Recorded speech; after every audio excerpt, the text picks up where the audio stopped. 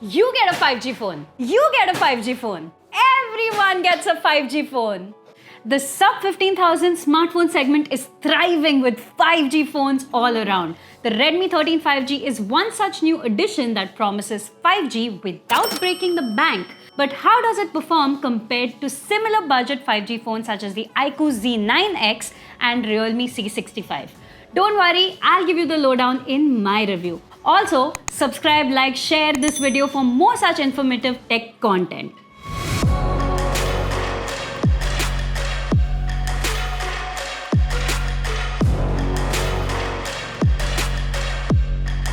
With a thickness of 8.3 mm and a weight of 205 grams, the Redmi 13 5G lags behind competition when it comes to in-hand feel. The phone feels bulky, the back material is slippery, and the corners of the phone dig into your palms. But the shiny gradient design on the glass back of the blue version looks pretty sweet. So while the looks are stellar, the ergonomics are mediocre. The phone is kitted with an IR blaster, a 3.5 mm jack, and a side-mounted fingerprint sensor. We've also got wet touch support, which is a boon in the rainy season, and there's IP53 water resistance as well. The display is pretty basic. It's a 6.79-inch LCD display with FHD Plus resolution, 120Hz refresh rate, and Gorilla Glass 3 protection. Content looks a bit dull on it and the colors are off, but for the price, it's decent. You get Widevine L1 support too, so you can stream HD content. My biggest gripe, however, with this display is the low brightness levels. It only reached a peak brightness of 468 nits in our test under direct sunlight. So on sunny days, the screen will be pretty hard to read outdoors. In contrast, the iQOO Z9X has a much brighter screen at a similar price. To add to that, content consumption experience is further hampered by the fact that there is only a single speaker setup. The Redmi 13 5G has the Snapdragon 4 Gen 2 Accelerated Edition with up to 8GB of RAM and 128GB internal storage. And this chipset has been disappointing in benchmark tests. It was beaten very easily by the Snapdragon 6 Gen 1 in the iQOO Z9X in all benchmarks, while the Redmi 13 5G did actually do better in CPU benchmarks compared to the Realme C65.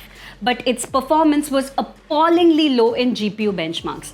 In real world too, you can get somewhat smooth gameplay in games such as BGMI and COD on only low graphics. The phone is fine for basic tasks, but power users and gamers would be better off with the iQOO Z9X. As for AI, the phone scored 8 out of 100 in our Digit AIQ test.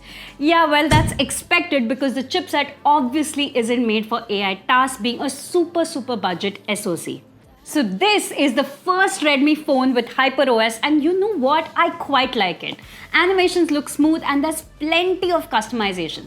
But of course, there's tons of bloatware, dark patterns, and ads. I mean, it's kind of expected at this price, but I still hope Redmi can reduce these instances in the future.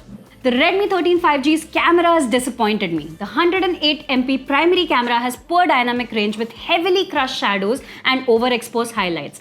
Portrait mode photos look very artificial with smoothened skin textures and whitened skin tones. There's also a considerable amount of noise in not just low light shots, but also photos taken in moderate daylight.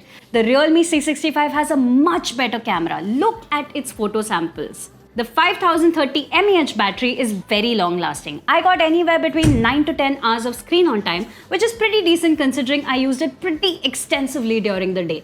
The phone's battery even outperforms the Realme C65 and iQOO Z9X. The 33-watt charger though is quite slow. It took exactly 75 minutes to charge to full from an empty battery.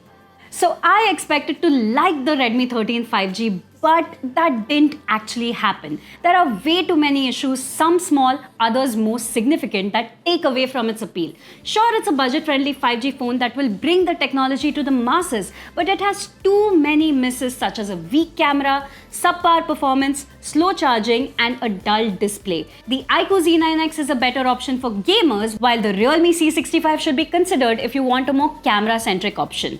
Because of these options, the Redmi 13 5G is just difficult for me to recommend. Would you say the Redmi has a lot of red flags? Possibly. So that was our review. We hope you appreciate our honest take on the Redmi 13 5G. Do you agree or disagree? Let us know in the comments and see you next time.